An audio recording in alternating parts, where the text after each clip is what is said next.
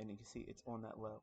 The same aspect of what we were trying to measure for projections. We can do that same thing with that range here, and whatever the 20% or 25% or a quarter of that range here, we can project lower. That's the lowest threshold. That's the easiest. If it's going to go below an old low, how far can it go below the old low? And you can get that measured by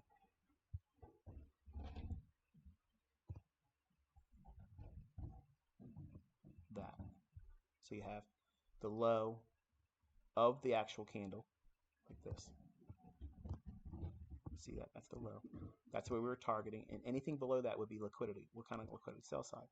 And if you're using the range, and you're going to be using range targeting, this range is the high to that low. And this is 1/4 of the range projected below that low. That takes us to this level here. And that's a pretty good target. I mean, you won't get all that, but that's okay. I mean, that's usually like if you're not using standard deviations. Now, standard deviations are taught in the mentorship videos on the 2017 mentorship playlists. I don't recall off the top of my head because I'm 52. I'm having a Biden moment right now when it comes to think about where the content was per month. I don't recall what that was because it's been a little bit of time since then. But where I'm teaching standard deviations, that is the closest thing that I'm going to reveal to the public on how to get really, really, really tight precision grouping with your exits that are closest to the highs and closest to the lows. But if you want something that's very simple, doesn't take a whole lot of work, it's really off the cuff quick, it's just what I just showed you here. Okay, and if you just rewind this portion again, it'll make perfect sense to you. The only thing you're doing is trying to get 1/4 of the range beyond the low or high that you're trying to trade for. So this is what we were aiming for, and that's the excuse for reaching for something in here or in here, and being content with not getting anything beyond that. And that's going to be a skill set for you to acquire, where I made enough money, and you have to come to terms with whatever that is. And over time, you're going to see that that's more than plenty, but it won't feel like that when you're first learning. So back to this right here.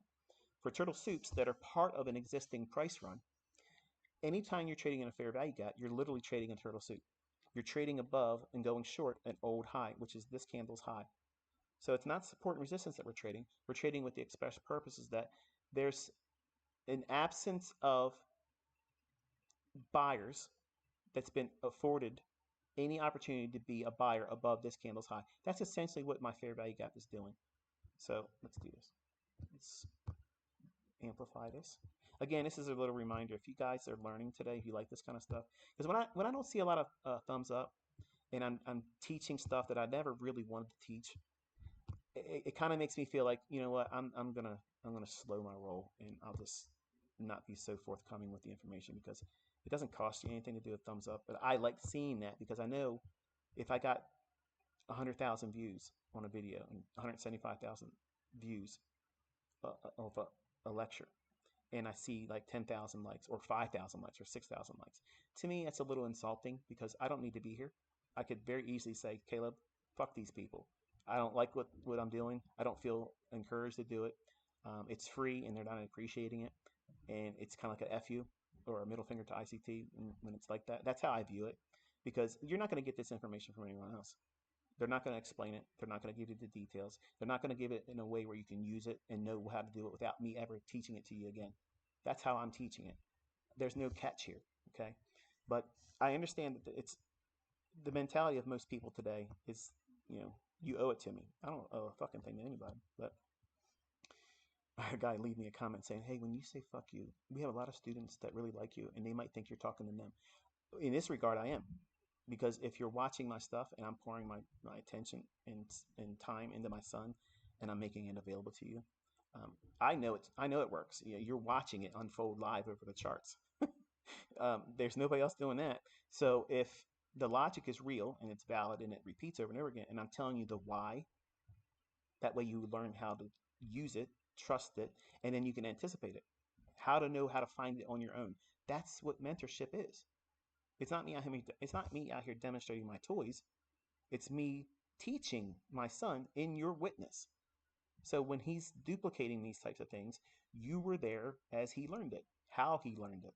There's no secret lessons. Look, I'm 52. I'm running out of energy here. So I'm pouring everything into this. It's not going to be anything outside of this because I'm pouring hours and hours, and I got people complaining.